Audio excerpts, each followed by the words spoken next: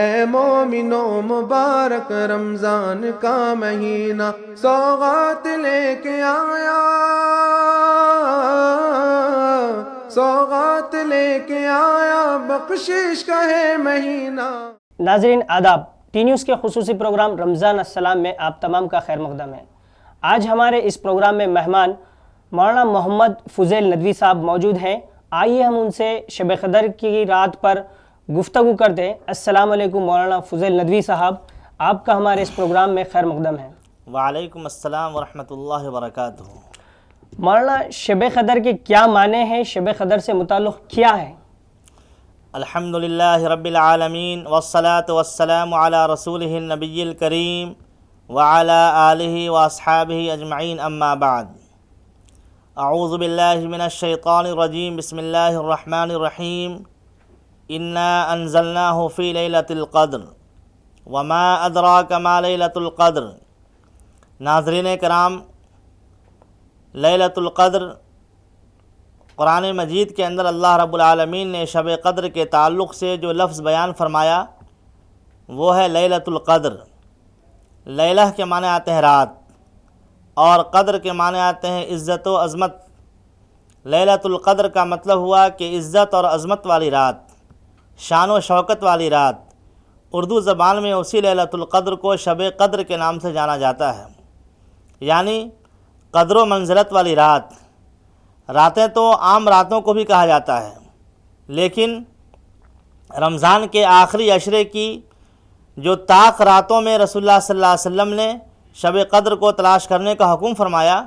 اس سے مراد ایک ایسی قدر و منزلت والی رات ہے جس رات میں اللہ رب العالمین نے قرآن مجید جیسی مقدس کتاب کو نازل فرمایا۔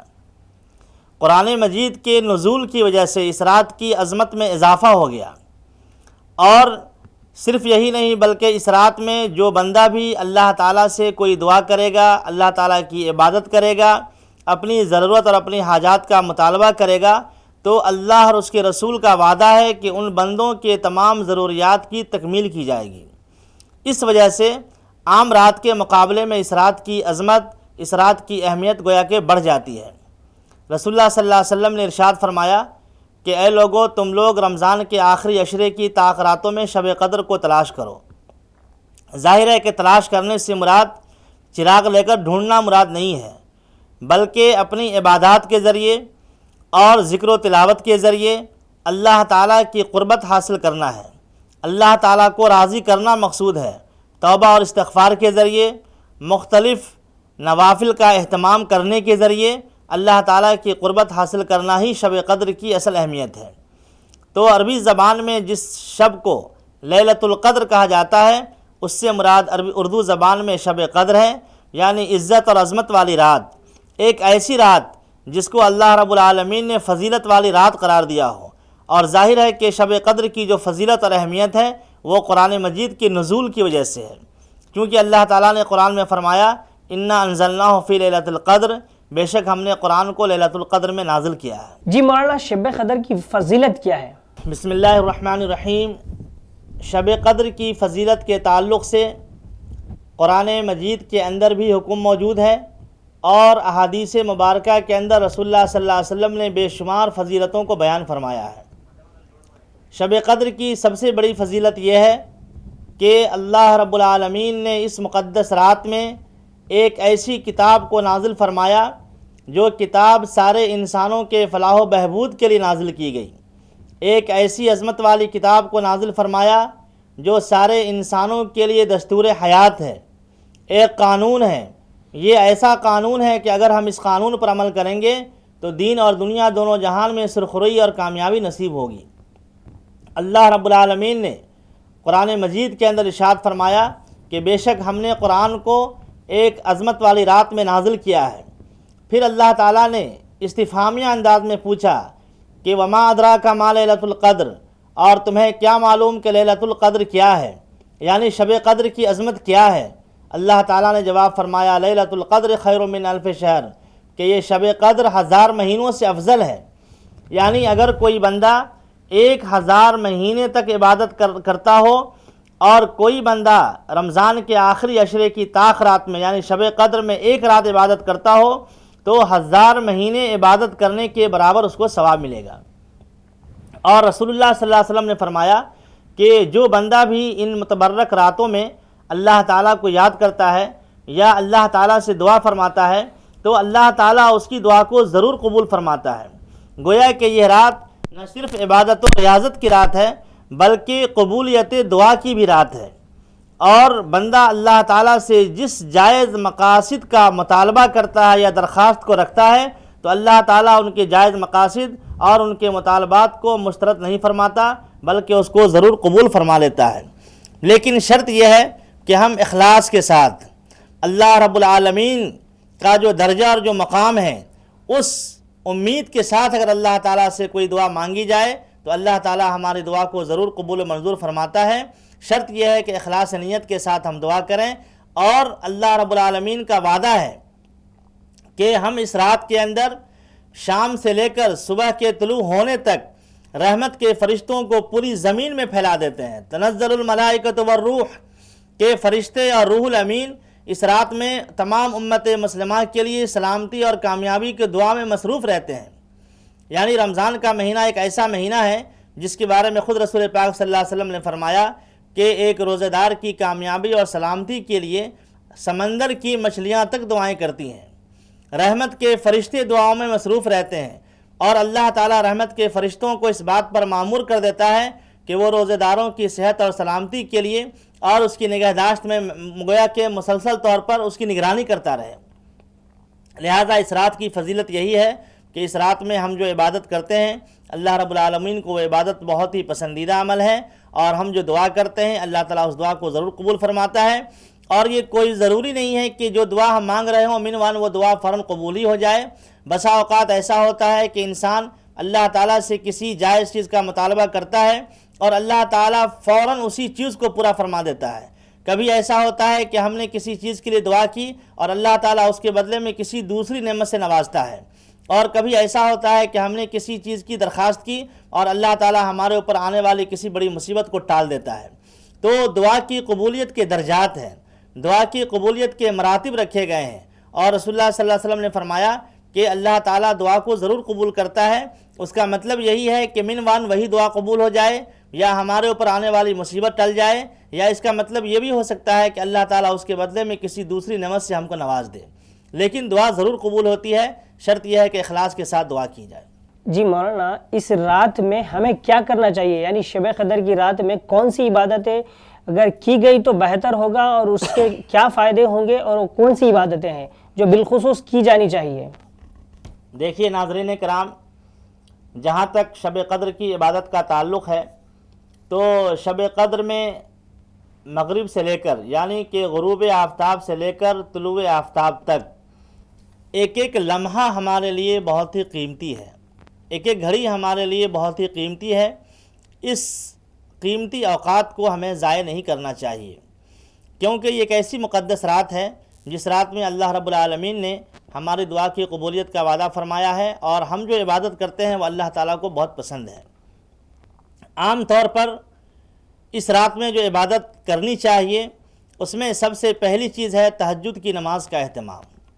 تہجد کی نماز ظاہر ہے کہ رات کے آخری حصے میں ادا کی جاتی ہے، اسی طریقے سے صلاۃ التسبیح، اور جو لوگ تہجد کی نماز ادا کرنے کے بعد اور صلاۃ التسبیح پڑھنے کے بعد اگر ان کے پاس وقت بچ جاتا ہے تو بہتر طریقہ یہ ہے کہ وہ اس رات میں قرآن مجید کی تلاوت میں مشغول رہیں اور اللہ تعالیٰ سے دعا کرتے رہیں، اور ذکر و تلاوت کرنا یہ بھی گویا کہ عبادت ہے۔ ہم لوگ یہ سمجھتے ہیں عام طور پر کہ ہم نے 8 رکعت تہجد کی نماز ادا کی یا 4 رکعت صلاۃ التسبیح کی نماز ادا کی تو یہی عبادت ہے، ایسا ہرگز نہیں ہے۔ صلاۃ التہجد کی جو اہمیت ہے وہ اپنی جگہ پر مسلم ہے، اور صلاۃ التسبیح کی جو اہمیت ہے وہ اپنی جگہ پر مسلم ہے، یعنی یہ نوافل نمازیں ہیں، فرض نمازوں کے بعد جو نمازیں ہیں یہ نوافل نمازیں ہیں، لیکن قرآن مجید کی تلاوت کرنا یہ بھی گویا کہ عبادت کا درجہ رکھتا ہے۔ اللہ تعالیٰ سے دعا کرنا یہ بھی عبادت میں شامل ہے، اور اپنی زندگی میں جو نمازیں چھوٹ چکی ہوں ان نمازوں کی قضا کرنا یہ بھی عبادت میں شامل ہے۔ خاص طور سے موجودہ زمانے میں دیکھنے میں یہ آ رہا ہے کہ جو ہمارے نوجوان طبقہ ہے خاص طور سے وہ لوگ ان راتوں کو جاگنے کا بہت اہتمام کرتے ہیں، لیکن جاگنے کا جو مقصد ہے اور ہمارے جاگنے کی جو اصلیت ہے اس سے ہمارا جاگنا گویا کہ خالی ہو جاتا ہے۔ مثال کے طور پر بہت سارے نوجوان ان راتوں میں ہوٹلوں میں اپنے اوقات کو ضائع کرتے ہیں۔ بہت سے نوجوان عیدگاہوں اور پارکوں کے سامنے سڑکوں پہ نکروں پر بیٹھ کر سگریٹ نوشی میں یا گپ شپ میں اپنے اوقات کو ضائع کر دیتے ہیں۔ ظاہر ہے کہ ایسے جاگنے سے ہمارا کوئی فائدہ نہیں ہوگا۔ جاگنے کا جو اصل مقصود ہے وہ یہ ہے کہ انسان کو نیند آ رہی ہو، نفس تو چاہ رہا ہو کہ اس کو سو جانا چاہیے، لیکن اللہ تعالیٰ کا تقرب حاصل کرنے کے لیے اپنے نفس کی قربانی یہ دیتا ہے کہ وہ نفس کے خلاف عمل کرتا ہے، سونے کے بجائے جاگنے کو ترجیح دیتا ہے، آرام کرنے کے بجائے عبادت کو ترجیح دیتا ہے، اور استراحت کے تقاضے کے باوجود وہ اللہ تعالیٰ کو راضی کرنے کے لیے عبادات میں مصروف رہتا ہے۔ تو جاگنے کا اصل مقصد یہی ہے۔ لہذا جاگنے کا جو مقصد ہے وہ ذکر و تلاوت کا اہتمام، نماز کا اہتمام، چاہے وہ صلاۃ التہجد ہو یا صلاۃ التسبیح ہو۔ صلاۃ التسبیح کے تعلق سے میں وضاحت کرنا چاہتا ہوں کہ نمازیں جتنے بھی ہیں، جیسے کہ تہجد کی نماز ہے، تو تہجد کی نماز حضور صلی اللہ علیہ وسلم بہت اہتمام کے ساتھ ادا کیا کرتے تھے، عام زندگی میں بھی اور رمضان کے مہینے میں بھی۔ اور شب قدر کے اندر حضور صلی اللہ علیہ وسلم نے بنفس نفیس اور بہت سارے صحابہ کرام نے گویا کہ تہجد کا اہتمام فرمایا ہے۔ اب رہا مسئلہ کہ تہجد کی نماز کتنے رکعت پڑھی جائے گی اور کب پڑھی جائے گی۔ تہجد کی نماز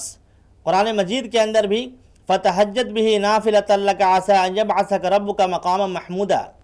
کہ تم تہجد کی نماز پڑھو اور یہ گویا کہ تمہارے لیے فائدے کی چیز ہے۔ تو تہجد کی نماز 8 رکعت ادا کی جائے گی، اور اس میں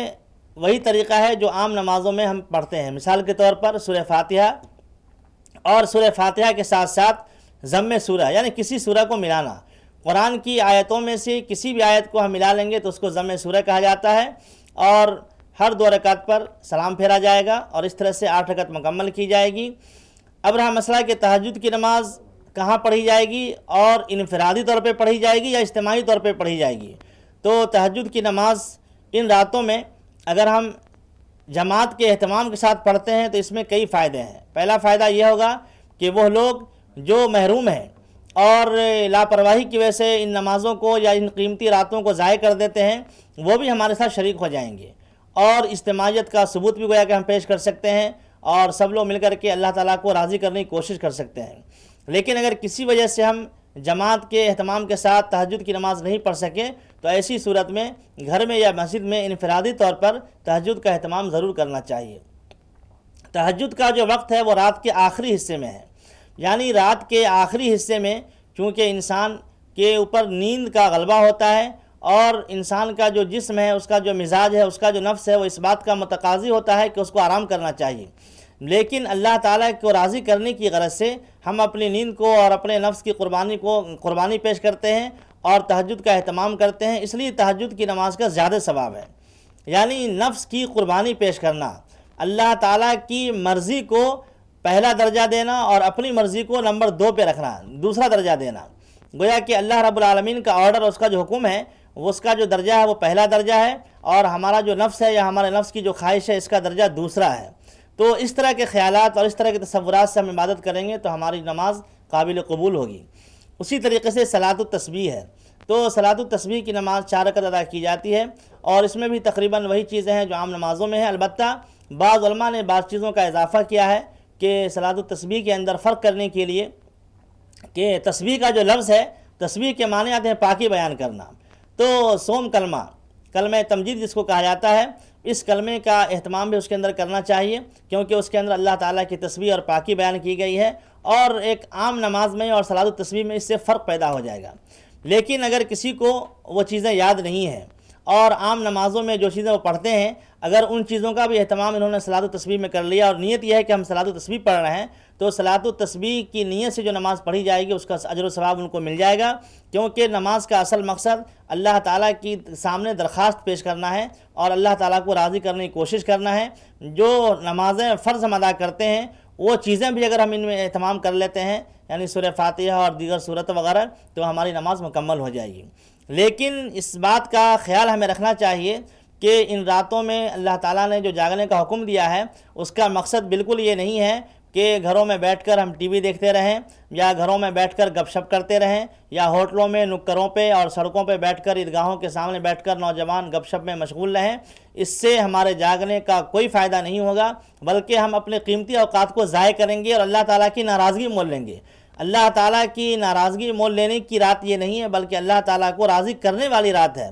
لہٰذا اس رات کی جو قدر و عظمت اور اس کی جو اہمیت اور فضیلت ہے، اس کا تقاضا یہی ہے کہ ہم ان راتوں کو اللہ تعالیٰ کی عبادت کریں،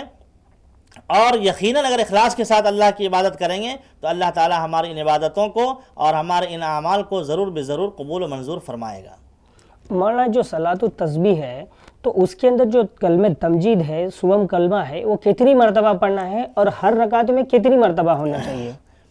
دیکھیے، کلمہ تمجید کے پڑھنے کی جہاں تک بات ہے تو اس کے لیے کوئی تحدید نہیں کی گئی ہے اور تحدید کرنا بھی نہیں چاہیے، بلکہ نوافل کا جو درجہ ہوتا ہے وہ فرائض اور نوافل میں بہت بڑا فرق ہوتا ہے۔ فرض نمازوں کی جو فضیلت اور اہمیت ہے وہ اپنی جگہ پر ہے، اور نوافل کی جو اہمیت ہے وہ اپنی جگہ پر ہے۔ نوافل کے اندر کوئی ضروری نہیں ہے کہ جو تعداد بتائی گئی ہے بالکل اس کا پورا اہتمام کیا جائے، اگر اس کے اندر کچھ کمی بیشی ہو جاتی ہے تو اس سے صلاۃ التسبیح پہ کوئی فرق نہیں پڑتا۔ اور بہت سارے ہمارے مسلمان بھائی وہ ہیں جن کو اس کے اندر بے قاعدگی ہو جاتی ہے اور کچھ بھول چک ہو جاتی ہے، یا کچھ چیزوں کا اہتمام کرتے ہیں اور کچھ چیزوں کا اہتمام نہیں کرتے ہیں۔ تو میں نے شروع میں بھی عرض کیا تھا اور پھر عرض کر رہا ہوں کہ تحدید نہیں کرنا ہے ہم کو۔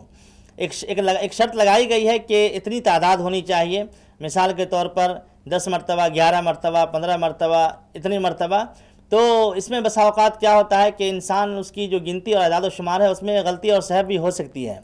لہٰذا اس کے دل کا اطمینان اگر ہے کہ ہم نے اتنی مرتبہ پڑھ لیا ہے تو کافی ہے، لیکن اعداد و شمار میں کوئی کمی بیشی ہو جائے تو اس سے صلاۃ التسبیح پر کوئی فرق پڑنے والا نہیں ہے۔ البتہ اس کلمے کا اہتمام کر لینا چاہیے، کیونکہ اس کلمے کے اہتمام کرنے کی وجہ سے اللہ تعالیٰ کی پاکی اور کبریائی کو ہم اس کے اندر ظاہر کرتے ہیں۔ مولانا کئی جگہ روایتوں میں ہے کہ 75 مرتبہ ایک رکعت میں جو ہے نا صلاۃ التسبیح صبح کلمے کا اہتمام کرنا چاہیے، تو اس طرح 4 رکعت میں 300 مرتبہ پڑھنا ہے، تو اگر وہ 300 مرتبہ جب انہیں جو کوئی جو ہے نا نمازی پڑھ رہا ہے تو اس کے اندر کچھ غلطی ہو جائے، یعنی جس طرح پہلے 15 بار ہے پھر اس کے بعد میں 10 بار ہے، تو اس کے اندر آگے پیچھے اگر ہوا تو کیا اس کو دوبارہ ادا کرنا پڑتا ہے نماز؟ دیکھیے، آپ نے بہت اچھا سوال پوچھا ہے اور اس کی وضاحت بھی ہو گئی کہ صلاۃ التسبیح کی جو 4 رکعت نماز پڑھی جائے گی اور اس کے اندر جو جملہ جو کلمہ تمجید ہے 300 مرتبہ پڑھنے کا جو حکم آیا ہے، تو 300 مرتبہ سے مراد جو ہے وہ کثرت تعداد مراد ہے، یعنی کہ فضائل کے بیان میں، اسلام کے اندر فضیلت کے بیان میں جو چیزیں بیان کی جاتی ہیں کہ 70 مرتبہ یا اس سے زائد، اس طرح کے جو الفاظ حدیث شریف کے اندر آئے ہیں، اس سے مراد اس کی کثرت کو بیان کرنا مقصود ہے۔ لیکن اگر کوئی مصلی یا کوئی نمازی یا کوئی عبادت گزار اگر نمازوں میں گنتی کا لحاظ خیال رکھتا ہے تو یہ بہت اچھی چیز ہے، لیکن ان گنتیوں میں اگر کوئی بھول چوک ہو جائے تو اس سے صلاۃ التسبیح پہ کوئی فرق نہیں پڑے گا، اس سے سجدہ سہو وغیرہ بھی واجب نہیں ہوگا، کیونکہ اس کا تعلق وجوب سے ہے ہی نہیں، یہ استحباب کے درجے میں ہے، اور استحباب کے درجے میں ہونے کی وجہ سے اگر ہم پورے اطمینان کے ساتھ 300 مرتبہ کلمہ تمجید کا اہتمام کرتے ہیں تو اس سے 2 فائدہ ہوگا۔ ایک فائدہ تو یہ ہوگا کہ ہماری جو نماز ہے وہ طویل نماز ہوگی، ہماری جو نماز ہے وہ لمبی نماز ہوگی، اور ہمارا زیادہ وقت گویا کہ عبادت میں گزرے گا، اصل مقصود یہی ہے۔ تو 300 مرتبہ سے اگر کسی نے زائد پڑھ لیا یا 1-2 تسبیح کم ہو گئی تو اس سے ہماری نماز پر کوئی خلل واقع نہیں ہوگا۔ مقصود یہ ہے کہ ہماری جو نماز ہے اس کا زیادہ تر حصہ اللہ کی عبادت میں گزرے، اللہ کی کبریائی اور اللہ کی حمد و ثنا بیان کرنے میں گزرے، لہٰذا اگر اس میں 1-2 چیزوں میں کمی اور زیادتی ہو جائے تو اس سے نماز میں کوئی خلل واقع نہیں ہوتا۔ اگر ہم لوگ راتوں میں جاگتے ہیں یا نماز پڑھتے ہیں لیکن 5 منٹ میں 10 منٹ میں نماز سے فارغ ہو گئے اور پھر بیٹھ کر کے وقت ضائع کرتے ہیں، تو اس سے کہیں بہتر یہ ہے کہ ہم صلاۃ التسبیح میں مصروف رہیں اور ہماری جو عبادت کا حصہ ہے وہ گویا کہ کثرت کے ساتھ اللہ تعالیٰ کی بڑائی اور اللہ تعالیٰ کی کبریائی بیان کرنے میں گزرے۔ تو مقصد اصل یہ دیکھنا ہے کہ اللہ تعالیٰ کی عظمت کو بیان کرنے میں، اللہ تعالیٰ کی عظمت میں مشغول رہنے میں ہمارا وقت گزر رہا ہے کہ نہیں گزر رہا ہے۔ اگر وہ مقصد پورا ہو جا رہا ہے تو بہت بہتر ہے، اور جیسا کہ جناب نے یہ سوال پوچھا ہے کہ 300 مرتبہ کی تعداد میں اگر کچھ کمی بیشی ہو جائے تو اس سے کیا فرق پڑے گا؟ نماز صلاۃ التسبیح کی نماز میں کوئی فرق پڑنے والا نہیں ہے، لیکن 300 مرتبہ کا اہتمام اگر ہم کرتے ہیں تو یہ ہمارے لیے استحباب کا درجہ ہے اور بہتر درجہ ہے، کیونکہ ہمارا جو قیمتی وقت ہے، یہ جو قیمتی راتیں ہیں، تو ان قیمتی راتوں میں ہمارا وقت عبادت میں زیادہ سے زیادہ لگنا چاہیے۔ مقصود یہی ہے، باہر گھومنے کے بجائے یا خود مسجد میں بلا وجہ بیٹھے رہنے کے بجائے عبادت میں وقت گزرے تو زیادہ بہتر ہے۔ اگر کوئی شخص مسجد میں وقت گزارتا ہے لیکن نہ تو وہ نماز پڑھ رہا ہے، نہ ذکر و تلاوت کر رہا ہے، نہ تسبیح بیان کر رہا ہے، نہ اللہ کی بڑائی اور عظمت بیان کر رہا ہے، تو ایسی صورت میں اس کے بیٹھنے جانے کا بھی کوئی فائدہ نہیں ہے۔ لہٰذا صلاۃ التسبیح میں اگر ہم کلمہ تمجید کو ہر رکعت میں 75 مرتبہ یا اس سے زیادہ ادا کرتے ہیں اور 300 کی تعداد پوری کرتے ہیں تو ہمارے جاگنے کا جو ایک طویل وقفہ ہے وہ گویا کہ اللہ کی عبادت میں گزرے گا، تو اس سے ہمارا مقصد حل ہو جائے گا۔ لیکن اگر اس میں انسان ہے بھول چوک کی وجہ سے ایک دو چیز کم یا زیادہ ہو گئی تو اس سے صلاۃ التسبیح میں کوئی فرق نہیں پڑے گا اور ہماری نماز مکمل ہو جائے گی اور ہماری نماز پڑھنے کا جو مقصد ہے وہ حل ہو جائے گا اور اللہ تعالیٰ اس طرح کے بھول چوک کو معاف فرما دیتا ہے۔ اے مومنو مبارک رمضان کا مہینہ سوغات لے کے آیا، سوغات لے کے آیا، بخشش کا ہے مہینہ۔ اے مومنو مبارک رمضان کا مہینہ سوغات لے کے آیا، سوغات لے کے آیا، بخشش کا ہے مہینہ۔ مولانا صلاۃ التسبیح کی نماز کیا باجماعت ادا کر سکتے ہیں؟ دیکھیے، جو نوافل نماز ہے تہجد کی نماز کے علاوہ عام طور پہ ان نمازوں کو انفرادی طور پر ہی پڑھنا بہتر ہے، لیکن بعض خاص حالات میں اگر ہم اجتماعیت کا مظاہرہ کرنے کے لیے اور اتحاد و اتفاق کا ثبوت پیش کرنے کے لیے، لوگوں کو جوڑنے کے لیے اور خاص طور سے ان نوجوانوں کو جوڑنے کے لیے جو نوجوان باہر گھومتے پھرتے رہتے ہیں، اگر ہم جماعت کا اہتمام کرتے ہیں تو یہ نوافل نمازیں ہیں، اس میں کوئی مذاقے کی بات نہیں ہے، جماعت کا اہتمام بھی کر سکتے ہیں، لیکن انفرادی طور پر بھی اگر پڑھا جائے تو یہ بھی بہتر ہے، کیونکہ انفرادی طور پہ ہو یا اجتماعی طور پہ مقصود یہ ہے کہ ہماری عبادت ہونی چاہیے۔ اگر ہم انفرادی طور پہ پڑھیں گے تو بھی اجر و ثواب ملے گا اور اجتماعی طور پہ پڑھیں گے تو بھی اجر و ثواب ملے گا۔ میں سمجھتا ہوں کہ موجودہ حالات کی نزاکت میں اگر ہم نوجوانوں کو جوڑنے کے لیے مساجد کے اندر اس طرح کی نمازوں کا جماعت سے اہتمام کرتے ہیں تو اس سے ایک فائدہ یہ ہوتا ہے کہ نوجوانوں کو ہم جوڑ سکتے ہیں اور نوجوانوں کو جوڑ کر کے اجتماعیت اور اتحاد کا ثبوت بھی پیش کر سکتے ہیں اور ان کا جو قیمتی وقت ضائع ہو رہا تھا ان کے وقت کو صحیح استعمال میں لا سکتے ہیں۔ لہٰذا اگر جماعت کا اہتمام کرتے ہیں تو کوئی حرج کی بات نہیں ہے، ہمارے لیے اس میں بھی اجر و ثواب ہے۔ مولانا، شب قدر کی رات کو آپ صلی اللہ علیہ وسلم نے کون سی عبادتیں کی اور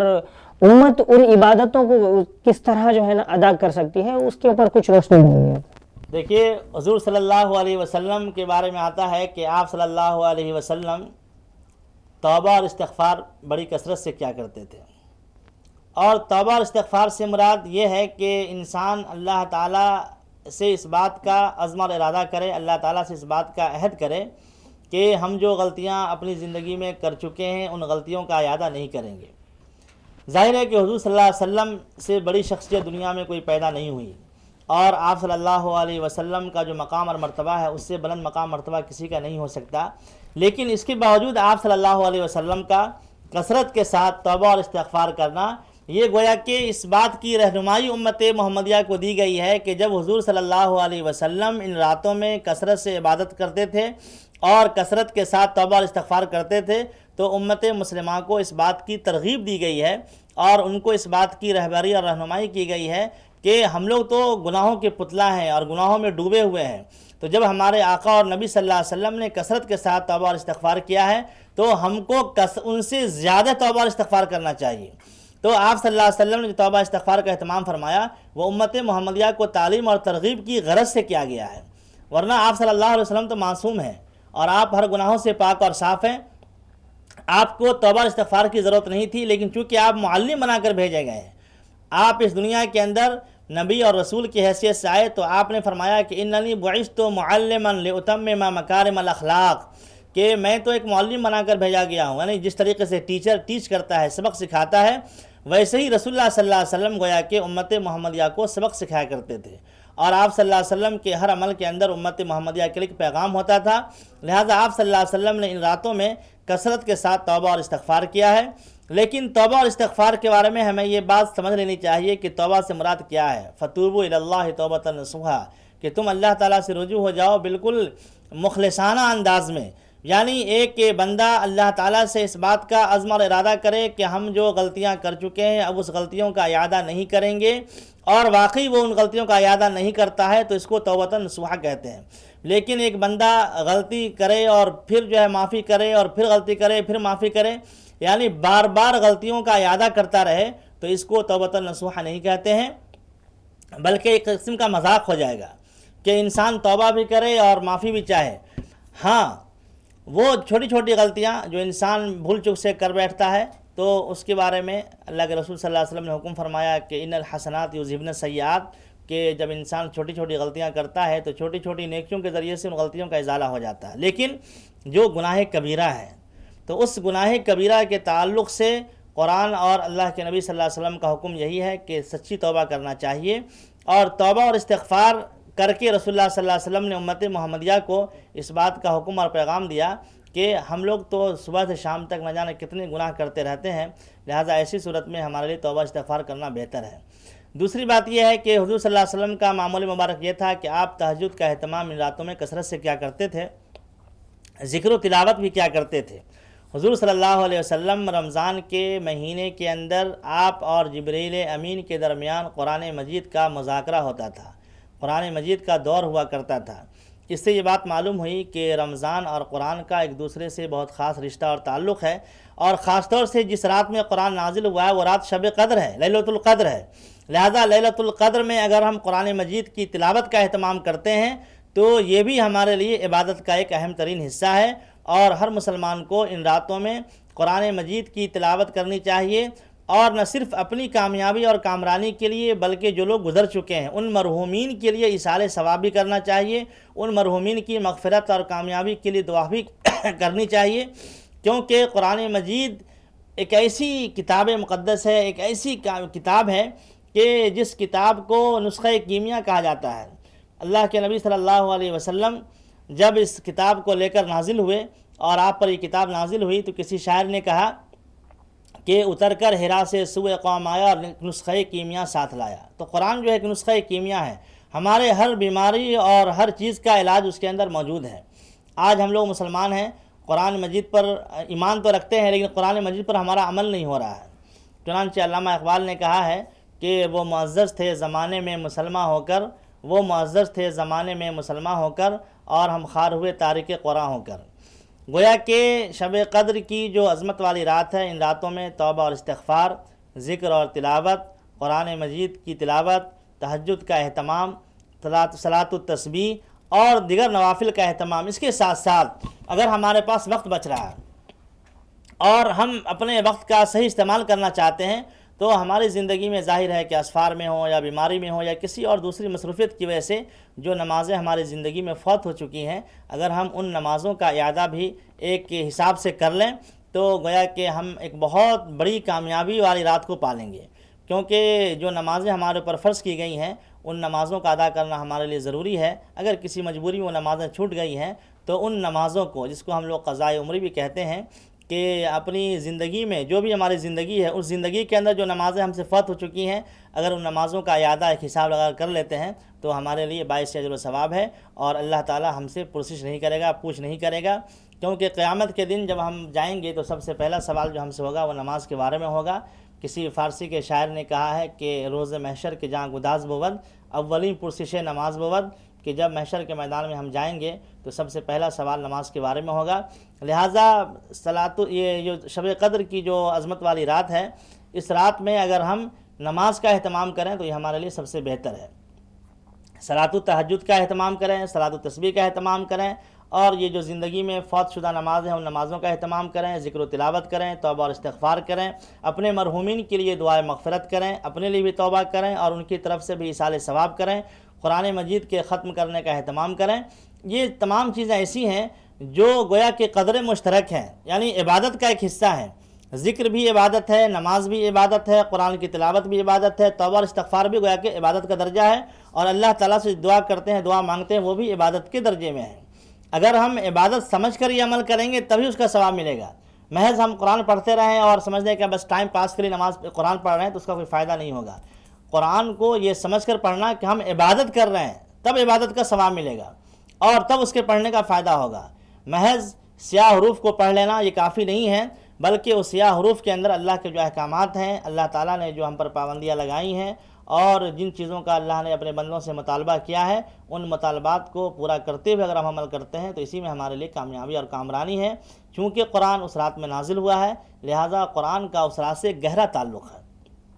اور قرآن ہمارے لیے دستور حیات ہے۔ قرآننا دستورنا یصلحنا دنیا و دین نزل بہ الروح الامین و بامر رب العالمین، عربی کا مشہور شعر ہے کہ قرآن جو ہے ہمارا دستور ہے، اور اس سے دین کی بھی اصلاح ہوتی ہے اور دنیا کی بھی اصلاح ہوتی ہے۔ یہ اللہ تعالیٰ کے آرڈر سے جبریل امین دنیا میں لے کر کے نازل ہوئے تھے، لہٰذا قرآن سے ہمارا خاص تعلق اور رشتہ ہونا چاہیے، اسی میں ہمارے لیے کامیابی اور کامرانی ہے۔ جی مولانا صاحب، شب قدر کی رات جو صلاۃ التوبہ نماز ادا کی جاتی ہے تو وہ کتنی رکعت ادا کی جانی چاہیے اس میں، اور کون سی صورتیں پڑھنی چاہیے؟ توبہ دراصل اللہ تعالیٰ کے دربار میں حاضر ہو کر اور اللہ تعالیٰ سے رجوع ہو کر اپنی معافی کا اعلان ہے یہ، اور توبہ کے لیے کوئی ضروری نہیں ہے کہ نماز کا ہی اہتمام کیا جائے۔ اگر کوئی شخص بغیر نماز کے بھی توبہ اور استغفار کرتا ہے تو بھی اللہ تعالیٰ اس کی توبہ کو قبول فرما لیتا ہے، لیکن نماز کے ذریعے جو توبہ کریں گے یہ توبہ ہمارے لیے زیادہ قابل قبول ہوگا۔ اللہ تعالیٰ کے سامنے ایک بندہ اپنی عاجزی اور انکساری کے ساتھ حاضر ہوتا ہے اور یہ نیت کر لے کہ ہم جو 2 رکعت نماز ادا کر رہے ہیں، یہ اس نماز کے بعد ہم اللہ تعالیٰ سے معافی چاہیں گے، توبہ اور استغفار کریں گے، تو اسی نماز کو ہم صلاۃ التوبہ کہتے ہیں، یعنی توبہ والی نماز۔ مثال کے طور پر اگر کوئی شخص کو کوئی ضرورت پیش آتی ہے، کوئی مصیبت میں ہے، کوئی پریشانی میں ہے، تو ایسے موقع پر جو نماز پڑھتا ہے صلاۃ الحاجہ کہتے ہیں، حاجت والی نماز۔ یہ سب نمازیں جو ہیں یہ نوافل کے درجے میں ہیں، اور ان نمازوں کا وہی طریقہ ہے جو عام نمازوں کا طریقہ ہے، جو فرائض کا ہے۔ البتہ فرق یہ ہے کہ ہماری نیت یہ ہونی چاہیے کہ ہم اللہ تعالیٰ سے توبہ کرنے والی نماز پڑھ رہے ہیں، لہٰذا تب اس کا نام صلاۃ التوبہ ہو جائے گا، یعنی توبہ والی نماز۔ جیسے کہ ضرورت پیش آنے پر نماز پڑھتے ہیں تو اس کو ہم کہتے ہیں کہ صلاۃ الحاجہ، یا بارش کے لیے جو دعا کرتے ہیں تو اس کو ہم کہتے ہیں صلاۃ الاستسقاء۔ اسی طریقے سے کوئی جب چاند گرہن ہوتا ہے یا سورج گرہن ہوتا ہے تو اس کو عربی زبان میں صلاۃ الکسوف اور صلاۃ الخسوف کہا جاتا ہے، یعنی جس مقصد کے لیے نماز پڑھی جا رہی ہو اس مقصد کی نیت سے جو نماز پڑھتے ہیں اسی نسبت سے اس کا نام رکھ دیا جاتا ہے۔ سورج گہن ہے یا چاند گہن ہے تو ہم صلاۃ الکسوف یا صلاۃ الخسوف کہتے ہیں، یعنی چاند گہن کی نماز یا سورج گہن کی نماز۔ اگر ہم کسی پریشانی میں مبتلا ہیں اور ہماری کوئی چیز فوت ہو گئی ہے اور ایسی صورت میں اپنی ضرورت کی تکمیل کے لیے نماز پڑھتے ہیں تو اس کو کہتے ہیں صلاۃ الحاجہ۔ اور جیسا کہ میں نے عرض کیا کہ صلاۃ التسبیح پاکی اور بڑائی والی نماز جو شب قدر میں ادا کرتے ہیں، اسی طریقے سے اگر ہم کسی خوف میں ہیں، پریشانی میں ہیں اور ایسے موقع پر اپنی خوف اور پریشانی کو دور کرنے کے لیے نماز پڑھتے ہیں، اس کو صلاۃ الخوف کہتے ہیں، یعنی بہت ہی شدت میں ہے، پریشانی میں ہے، یا اگر کوئی بارش نہیں ہو رہی ہے اور قحط سالی ہے، پانی وغیرہ نہیں ہے، بارش نہیں ہو رہی ہے، غلہ نہیں ہے، اناج نہیں ہے، تو ایسی صورت میں رسول اللہ صلی اللہ علیہ وسلم نے جو نماز پڑھائی ہے وہ صلاۃ الاستسقاء کی نماز کہلاتی ہے، یعنی بارش کے لیے دعا والی نماز، اللہ کی رحمت کے لیے نماز۔ تو توبہ اور استغفار کے لیے سب سے مؤثر ترین ذریعہ جو ہے وہ نماز ہے۔ نماز کے ذریعے جو دعا کریں گے اللہ تعالیٰ سے وہ دعا فوراً قابل قبول ہوتی ہے۔ لیکن اگر کوئی شخص بغیر نماز کے مسجد میں بیٹھ جائے وضو کر کے اور اپنے دل میں توبہ کرے، آنسو بہائے، اللہ تعالیٰ سے معافی چاہے، تو وہ توبہ بھی اس کا قابل قبول ہوگا۔ جیسا کہ حضرت موسیٰ علیہ السلام کے بارے میں بیان کیا جاتا ہے کہ موسیٰ علیہ السلام صلاۃ الاستسقاء کی نماز پڑھنے کے لیے ایک میدان میں تشریف لے گئے اور آپ کے ساتھ پوری قوم تھی۔ اس موقع پر حضرت موسیٰ علیہ السلام نے اللہ تعالیٰ سے کافی دعا کی، بہت گڑگڑایا، بہت مانگا، اس کے باوجود بارش نہیں ہو رہی تھی۔ تو موسیٰ علیہ السلام نے اللہ تعالیٰ سے پوچھا کہ اے اللہ رب العالمین، آپ کو ہماری قوم پر رحم نہیں آ رہا ہے اور آپ ہماری دعا قبول نہیں فرما رہے ہیں۔ تو اللہ رب العالمین نے موسیٰ علیہ السلام سے فرمایا کہ تمہاری قوم کے اندر ایک ایسا شخص بیٹھا ہوا ہے جو بہت ہی گنہگار ہے، اور اس کے گناہ کی وجہ سے ابھی تک ہم تمہارے اوپر بارش نہیں برسا رہے ہیں۔ تو موسیٰ علیہ السلام نے فرمایا کہ اے اللہ، اگر مجھ کو معلوم ہو جائے کہ وہ شخص کون ہے تو میں اس کو فوراً اپنے محفل سے باہر کر دوں گا، اپنے اس جگہ سے باہر کر دوں گا، آپ اس کا نام بتائیے۔ تو یہ اعلان جب حضرت موسیٰ علیہ السلام نے اپنی قوم میں فرمایا، خطاب فرمایا، تو وہ شخص بہت ڈر گیا اور دل ہی دل اللہ تعالیٰ سے معافی چاہنے لگا اور آنسو بہانے لگا، اور اللہ تعالیٰ سے اس نے یہ کہا کہ اے اللہ رب العالمین، اتنے سالوں تک ہمارے عیب کے اوپر آپ نے پردہ ڈال کے رکھا تھا، اگر آج اس چیز کو آپ نے ظاہر کر دیا تو پوری قوم کے سامنے ہماری رسوائی ہوگی، لہٰذا اس نے آنسو بہایا، اللہ تعالیٰ سے معافی چاہا تو اللہ تعالیٰ نے اس کو معاف کر دیا۔ موسیٰ علیہ السلام نے پھر کہا کہ اے اللہ رب العالمین، آپ اس کا نام بتا دیجئے۔ تو اللہ تعالیٰ نے موسیٰ علیہ السلام سے فرمایا کہ اے موسیٰ، جس شخص نے توبہ کر لیا ہے، آنسو بہایا ہے، اور جس شخص نے معافی چاہ لیا ہے اور اس شخص نے یہ وعدہ کیا ہے کہ آئندہ اس طرح کی غلطی نہیں کریں گے، آج تک ہم اس شخص کی عزت کی حفاظت کر رہے تھے اور اس کے عیب کو ظاہر نہیں کر رہے تھے، میرے اور اس بندے کے علاوہ کسی تیسرے کو اس کا علم نہیں تھا، لہٰذا آج اتنی بڑی محفل میں جہاں پر ہزاروں اور لاکھوں لوگ موجود ہیں، تمہاری قوم کے لوگ، یہاں پر ہم اس کی رسوائی کرنا نہیں چاہتے ہیں، جاؤ ہم نے اس کے گناہوں کو معاف کر دیا ہے۔ اور اتنا کہنا تھا کہ زوردار بارش شروع ہوئی اور پورے محلے میں، پورے سماج میں گویا کہ بارش ہی بارش، پانی ہی پانی تھا۔ تو کہنے کا مطلب یہ ہے کہ کبھی کبھی ایسا ہوتا ہے کہ اللہ رب العالمین کو اپنے بندے کی کوئی خاص ادا مقبول ہو جاتی ہے، پسند آ جاتی ہے، اور انسان جو ہے اپنی چھوٹی چیز کو اللہ کے سامنے رکھتا ہے، اللہ تعالیٰ اس کو قبول فرما لیتا ہے۔ مثال کے طور پر حدیث شریف کے اندر آتا ہے کہ رسول اللہ صلی اللہ علیہ وسلم نے بیان فرمایا کہ ایک بہت ہی متقی اور پرہیزگار عورت تھی، اور بالکل سمجھیے کہ جس طریقے سے ہم لوگ کسی کے بارے میں کہتے ہیں کہ بہت ہی متقی اور پرہیزگار ہے، تو اس کے متقی اور پرہیزگار ہونے میں ذرہ برابر کوئی شک اور شبہ نہیں تھا، لیکن اس نے ایک بلی کو بہت تڑپایا، بہت ترسایا اور بہت اس کو مارا، گویا کہ ایک مخلوق خدا کو اس نے ستایا تھا۔ تو اس عورت کے بارے میں آتا ہے کہ وہ جہنم رسید ہوئی۔ اس کے برخلاف ایک بہت بڑے مجرم اور گنہگار عورت کے بارے میں آتا ہے کہ بہت ہی فاحشہ، بدکار اور گنہگار تھی، لیکن وہ ایک جنگل سے گزر رہی تھی اور وہاں پر ایک پیاسا کتا پانی کی پیاس کی شدت سے تڑپ رہا تھا اور بہت پریشانی کے عالم میں تھا۔ اس عورت نے اس کے اوپر رحم کھائی اور پانی کا انتظام کیا اور اس پیاسے کتے کو پانی پلایا، تو وہ جنت رسید ہوئی۔ تو بسا اوقات کیا ہوتا ہے کہ اللہ تعالیٰ کو اپنے بندوں کی کوئی چھوٹی سی ادا پسند آ جاتی ہے اور اللہ تعالیٰ اس کو معاف فرما دیتا ہے۔ جہاں تک ان راتوں میں اور ان دنوں میں اللہ تعالیٰ کی عبادت کا تعلق ہے، تو ہم کوئی بھی دعا اللہ تعالیٰ جب کرتے ہیں تو اگر نماز کے اہتمام کے ساتھ کریں گے تو اس کے اندر جو اثر ہے وہ بڑھ جاتا ہے، اس کا پاور بڑھ جاتا ہے، کیونکہ نماز یہ خود دعا ہے، نماز یہ خود جو ہے دعا ہے، کیونکہ نماز کے اندر جو چیزیں ہم تلاوت کرتے ہیں اس کے اندر اللہ تعالیٰ سے ہم دعا کرتے ہیں، اپنی سلامتی کے لیے، اپنی رہنمائی کے لیے، سیدھے راستے پر چلنے کی دعا کرتے ہیں، لہٰذا نماز کا اہتمام کرنے کے بعد توبہ استغفار کریں تو یہ بہت بہتر ہے، لیکن اگر بغیر نماز کے بھی توبہ استغفار کریں گے تو اللہ تعالیٰ ہماری توبہ استغفار کو ضرور قبول فرما لے گا۔ مولانا صاحب، آج ہمارے اس خصوصی پروگرام میں آپ تشریف لانے کے لیے آپ کا بہت بہت شکریہ، اور ناظرین کی جانب سے بھی ہم آپ کا شکریہ ادا کرتے ہیں۔ ناظرین، رمضان السلام پروگرام یہیں اختتام پذیر ہوتا ہے۔ مولانا فضیل ندوی صاحب نے شب قدر کی رات پر تفصیلی روشنی ڈالی ہے۔ اللہ تعالیٰ سے دعا ہے کہ ہم سب کو اس کے اوپر عمل کرنے کی توفیق عطا فرمائے، آمین۔ اے مومنو مبارک رمضان کا مہینہ سوغات لے کے آیا، سوغات لے کے آیا، بخشش کا ہے مہینہ۔